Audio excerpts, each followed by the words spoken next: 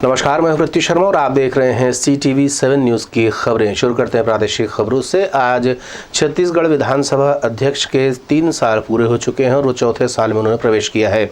इस मौके पर चरणदास महंत ने मीडिया से चर्चा की है और उन्होंने कहा है कि वे छत्तीसगढ़ को एक नई ऊंचाइयों पर लेकर जरूर जाएंगे।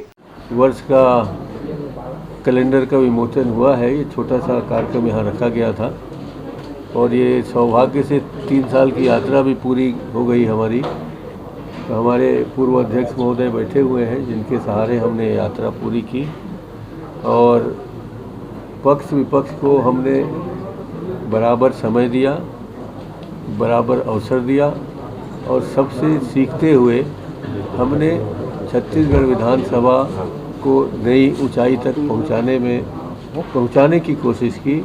इसमें हम सबका, आप सबका सहयोग रहा।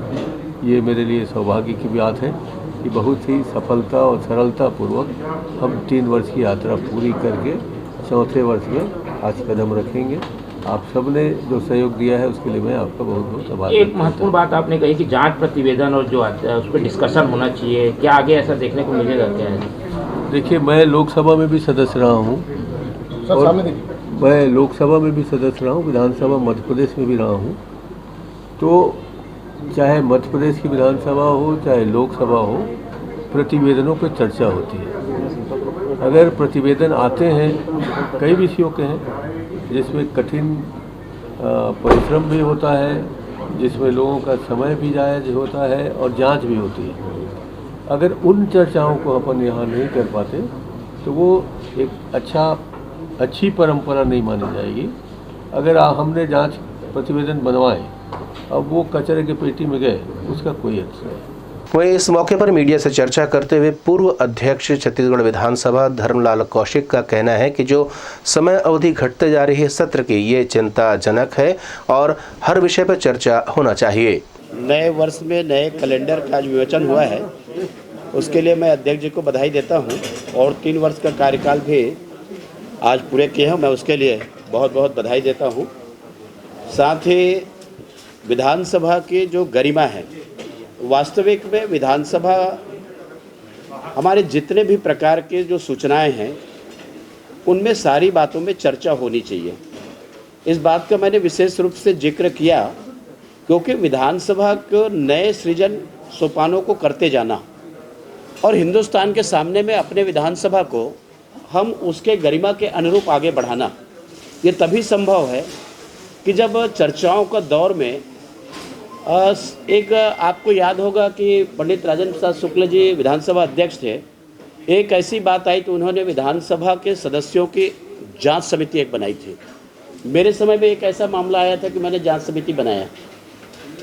ये ऐसे बहुत सारे कालखंड है, जैसे विशेषाधिकार हनन के सूचनाएं देते हैं, चर्चा नहीं हो पाती, या प्रतिवेदनों है, चर्चा नहीं हो पाती। वास्तविक में एक रूटीन प्रक्रिया में तो क्वेश्चन है, स्थगन है, ध्यानाकर्षण करते हैं, लेकिन उसके बाद भी बहुत सारे विषय ऐसे रहते हैं जिस पर चर्चा होती है, तो निश्चित रूप से उसका लाभ प्रदेश की जनता को भी मिलता है और बहुत कुछ नए विधायकों को सीखने का अवसर भी प्राप्त होता है।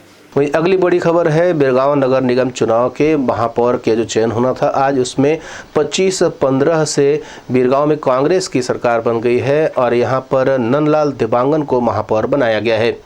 जैसे ये घोषणा हुई उसके बाद से कांग्रेसी कार्यकर्ताओं में खुशी की लहर दौड़ गई है। लोगों ने एक दूसरे को मिठाइयाँ देकर के शुभकामनाएं दी हैं और कांग्रेस की जीत पर हर्ष मनाया है।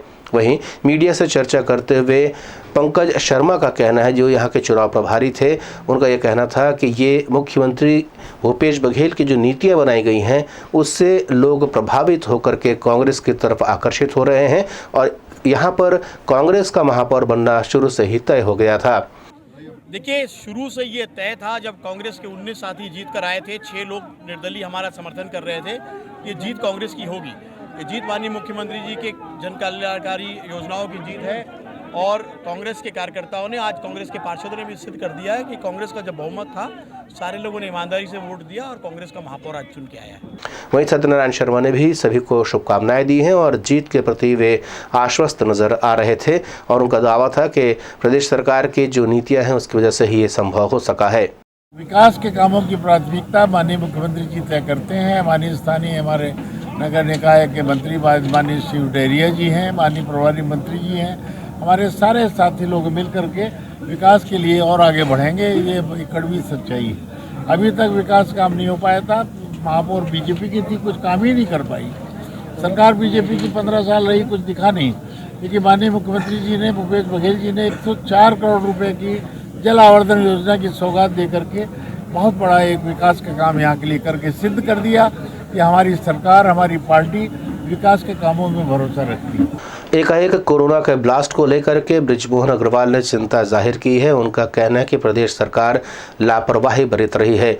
उनका ये भी कहना है कि पिछले बार का जो कोरोना ब्लास्ट हुआ था वो क्रिकेट मैच की वजह से हुआ था और अब नए साल मनाने जो लोग बाहर गए हुए थे वे वापस लौट रहे हैं और उसके बाद एकाएक मरीजों की संख्या बढ़ रही है, जो कि चिंताजनक है और सरकार इसके प्रति लापरवाही बरत रही है।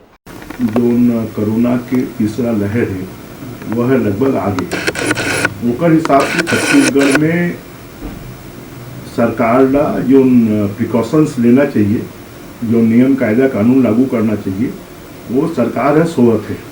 सरकार ला राजनीति करे के से फुर्सत नहीं है और मोला लगता है कि अगर सरकार जल्दी नहीं जागी तो छत्तीसगढ़ पहले क्रिकेट मैच के कारण और चुनाव के कारण जिससे फ्रीडे रहीस, अब लोगन मन घूम के पूरा नया साल मना के बाहर से वापस आते तो कोरोना के संक्रमण हमारे रायपुर में ही पिछला 7 दिन के अंदर में और 10 गुना बढ़ गए। तो सरकार ला गंभीरता के साथ में रोके के खातिर ज़्यादा से ज़्यादा टेस्टिंग होए, ज़्यादा से ज़्यादा लोगन मन के इलाज होए, ज़्यादा से ज़्यादा लोगन मन ला दवाई उपलब्ध करवाया जाए, ज़्यादा से ज़्यादा लोगन मन ला क्वारंटाइन करे जाए, जेकर से तीसरा लहर से छत्तीसगढ़ के लोगन मन के जीवन के रक्षा करे जा सके। पर ये सरकार, मुख्यमंत्री जी ला उत्तर प्रदेश घूमे से फुर्सत नहीं है और मोला ऐसे लगते है कि जो स्वास्थ्य मंत्री वो डिप्रेशन में चले गए हैं। तो ये सरकार छत्तीसगढ़ के भगवान वाली। कल बृजमोहन अग्रवाल ने मीडिया से चर्चा करते हुए दावते इस्लामी को पाकिस्तानी बता करके तरह तरह के आरोप लगाए थे। वहीं आज कांग्रेस के संचार विभाग के प्रभारी सुशील आनंद शुक्ला ने मीडिया से चर्चा की है और बृजमोहन अग्रवाल के बयानों को झूठा कहा है। उन्होंने ऐसे कई तथ्य सामने रखे जिससे साबित होता है कि दावते इस्लामी छत्तीसगढ़ में काम कर रही एक पुरानी संस्था है। भारतीय जनता पार्टी के वरिष्ठ नेता श्री बृजमोहन अग्रवाल बोरिया कला में ज़मीन के संबंध में लगातार 2 दिनों से प्रेस में गलत बयान कर दे रहे हैं, झूठे आरोप लगा रहे हैं। उस संबंध में हम कुछ तथ्य आप सबके सामने प्रस्तुत कर रहे हैं। बृजमोहन अग्रवाल ने आरोप लगाया है कि दावते इस्लामी नामक पाकिस्तान की संस्था ने छत्तीसगढ़ में ज़मीन आवंटन के लिए आवेदन दिया था। बृजमोहन अग्रवाल का यह आरोप पूरी तरीके से गलत, झूठा और भ्रम फैलाने वाला है। छत्तीसगढ़ के बोरिया खुर्द में जिस संस्था ने ज़मीन आवंटन के लिए आवेदन किया था उसका नाम भी दावते इस्लामी है, लेकिन उस संस्था ने बाकायदा छत्तीसगढ़ में उस संस्था का रजिस्ट्रेशन है। उसके कर्ता धर्ता रायपुर दक्षिण विधानसभा के ही निवासी हैं जो बृजमोहन अग्रवाल के क्षेत्र के मतदाता हैं। इस संस्था का पंजीयन क्रमांक CG6328207012021038 है और इस संस्था का जो वैश्विक संस्था है दावते इस्लामी, जिसका मुख्यालय कराची है, उस संस्था से कोई भी लेना देना नहीं है। यह संस्था छत्तीसगढ़ में पिछले 15 सालों से काम कर रही है और पंजीकृत संस्था है। दूसरा तथ्य यह है कि बृजमोहन अग्रवाल यह भी झूठ बोल रहे हैं कि दावते इस्लामी ने जो ज़मीन आवंटन के लिए आवेदन किया था वह 25 एकड़ का है। उस संस्था ने मात्र 10,000 वर्ग फीट ज़मीन के लिए आवेदन किया था और उसका आवेदन भी निरस्त किया जा चुका है। दूसरी जो महत्वपूर्ण बात यह है कि बृजमोहन अग्रवाल इतने वरिष्ठ मंत्री रहे हैं 15 साल तक, यहाँ तक कि राजस्व मंत्री भी रहे हैं। उनको आरोप लगाने के पहले यह इस तथ्य की भी जानकारी करना था कि क्या बोरिया कला में जहाँ पे ज़मीन मांगी गई है वहाँ पे 25 एकड़ शासकीय ज़मीन रिक्त है भी या नहीं। दिवंगत पंचायत कर्मी संघ के परिवारजनों ने आज कफन ओढ़ करके प्रदर्शन किया है। हम आपको बता दें कि लगातार ये प्रदर्शन कर रहे हैं, बावजूद इसके राज्य सरकार के कान पे जू तक नहीं रेंग रही है। भरी ठंड में, बरसात में ये लोग लगातार प्रदर्शन कर रहे हैं और इनकी मांग है अनुकंपा नियुक्ति, जिसको लेकर के सरकार ने अभी तक कोई पहल नहीं की है। इन महिलाओं में निराशा भी देखी जा रही है। मासूम बच्चों के साथ ये प्रदर्शन करती हैं।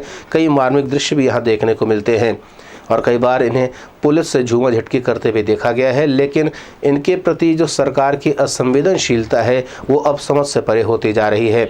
उन्होंने मीडिया से चर्चा करते हुए अपनी मांगें दोहराई है और उनका ये भी कहना था कि शायद छत्तीसगढ़ सरकार ने ये ठान लिया है कि पंचायत दिवंगत कर्मचारियों संघ का जो परिजन है उन्हें भी कफन ओढ़ाया जाए। सर, आज हम लोग कफन ओढ़ के यहाँ पर सो रहे हैं। सरकार को दिखाना चाहते हैं, लगातार हम लोग प्रदर्शन कर रहे हैं, लेकिन सरकार कोई सुध लेने नहीं आया। आज हम लोग, हमारी बहनें और भाई यहाँ पर कफन ओढ़कर जिंदा लेटे यही दिखा रहे हैं कि सरकार चाह क्या रही है। सरकार क्या हम लोगों के लिए कफन तैयार कर रही है या हम सरकार से एक छोटी सी नियुक्ति मांग रहे हैं, वो भी अनुकंपा नियुक्ति। अनुकंपा नियुक्ति के लिए तो देर लगनी नहीं चाहिए, ये आंदोलनरत नहीं है। इसको तो सीधे अनुकंपा नियुक्ति एक अहिरता है जो जिसके मुखिया के जाने के बाद उसको तत्काल अनुकंपा नियुक्ति दी जाती है। लेकिन आज इतने वर्षों से हम लोग भटक रहे हैं, फिर भी सरकार हमारी सुध नहीं ले रही है। वैसे भी भूपेश सरकार ने हमसे वादा किया था, उनकी आंखों में आंसू आया था, तो उनकी आंसू गए कहाँ हैं? क्या चाह रहे हैं वो हम लोगों से? आज एक महिला, हमारी अनशन पे बैठी वाली महिला अभी एडमिट है, वो क्या चाह रहे हैं? अगर थोड़ी देर हो जाती तो पता नहीं क्या हो जाता, अनर्थ हो जाता। मैं भूपेश सरकार से बारंबार निवेदन करती हूँ कि अब तो आप होश में आ जाओ, आप अब तो नियुक्ति दे दो, कुछ तो सकारात्मक निर्णय की पहल कीजिए। आपकी बहन बेटियां हैं, रोड पे बैठी, आज कफन ओढ़ के आपको दर्शा रही है कि आप क्या करना चाहते हो। क्या एक एक करके लाश क्या शमशान तक पहुंचाना चाहते हो कि क्या करना चाहते हो? मैं आपसे पूछना चाहती हूँ। अब मैं कुछ नहीं बोलूँगी, सिर्फ आपसे पूछूंगी कि आप नियुक्ति कब दे रहे हो। मैं सिर्फ आप ही से पूछूंगी।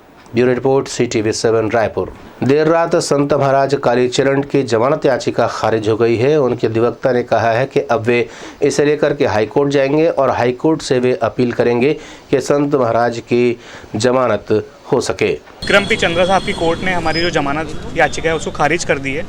अब आगे हम इसमें जो भी लीगल रेमेडीज़ हैं, हाईकोर्ट मूव करने की जो भी तैयारी है वो करेंगे और आगे मूव करेंगे। कुछ रिमार्क किया जमानत कोर्ट ने बेसिकली इसलिए रिजेक्ट की है कि इसमें राजद्रोह की धारा कालीचरण महाराज के ऊपर लगाई गई है और जो भी न्याय सुप्रीम कोर्ट के जो भी जजमेंट्स और न्याय दृष्टांत हमने रिफ़र किए थे वो कोर्ट का ये कहना है कि वो 7 साल तक की जो सज़ा है उसके लिए एप्लीकेबल होते हैं। अरेस्ट के संबंध में, प्रोसीजर के संबंध में जो भी जजमेंट हमने साइट किए थे और उसके बेसिस में कोर्ट ने उसको डिफ्रेंशिएट करके ये कहा है कि ये सब सारे जो भी सुप्रीम कोर्ट के जजमेंट हैं इस केस में लागू नहीं होते और अरेस्ट का जो प्रोसीजर है प्रॉपरली फॉलो किया गया है।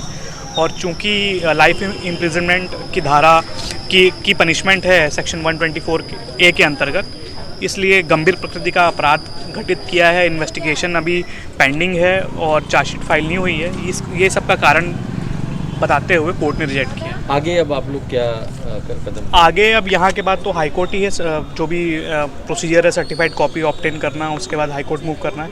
यही अभी तक परिचय दे दिया। शरद मिश्रा एडवोकेट, छत्तीसगढ़ हाईकोर्ट। हमें आपको बताते हुए अत्यंत हर्ष हो रहा है कि CTV7 न्यूज़ का प्रसारण प्रदेश के विभिन्न केबल नेटवर्क पर किया जा रहा है और अगर आप हमारे इस समाचार को YouTube पर देख रहे हैं तो इसे सब्सक्राइब करना ना भूलें। फिलहाल इतना ही।